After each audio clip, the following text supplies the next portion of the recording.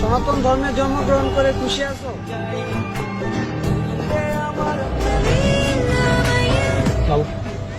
একাধিক মুসলিম নারীকে ব্ল্যাকমেইল করে শারীরিক সম্পর্ক স্থাপনের ঘটনায় এক হিন্দু যুবককে গ্রেফতার করেছে পুলিশ।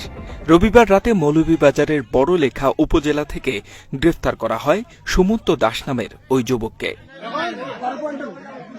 বড়লেখা সহ আশপাশের বিভিন্ন এলাকার একাধিক মুসলিম নারীকে প্রলোভনে ফেলে শারীরিক সম্পর্কে জড়াতেন এবং ভিডিও ধারণ করে নিজের কাছে রাখতেন সুমন্ত।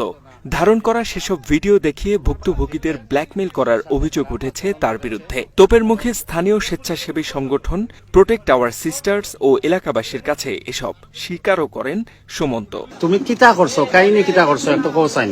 আমার লাগে ভিডিও আছে, তাই ভিডিও করছি আর ওগুলো সম্পর্ক প্রোটেক্ট আওয়ার সিস্টার্সের স্বেচ্ছাসেবীরা জানায়, স্থানীয় এক মাদ্রাসার গেইটের সামনে প্রায় দাঁড়িয়ে ছাত্রীদের অশ্লীল অঙ্গভঙ্গি করত ওই যুবক। কৌতূহলবশত তাকে আটক করে জিজ্ঞাসাবাদ ও তার ফোন চেক করলে বেরিয়ে আসে চাঞ্চল্যকর এসব তথ্য।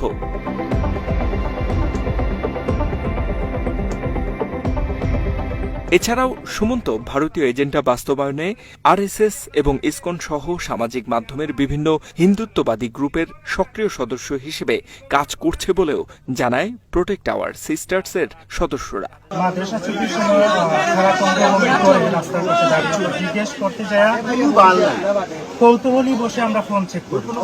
সেই কৌতূহলী বসে ফোন চেক করতে যায় হচ্ছে একাধিক নারীর সাথে রিলেশন এবং হচ্ছে সুমন্ত দাস কপালি তার নাম, কিন্তু হোয়াটসঅ্যাপ, ইমো, ফেসবুকে এবং মুসলিম বেশ কিছু নাম দিয়ে হচ্ছে সে মেয়েদের সাথে এরকম কুকারজেলি লিপ্ত হয়েছে। মাত্র 30% টাকায় জমির মালিক হয়ে নতুন বাংলাদেশের গড়ে তোলার স্বপ্ন দেখা বাংলা বসতি।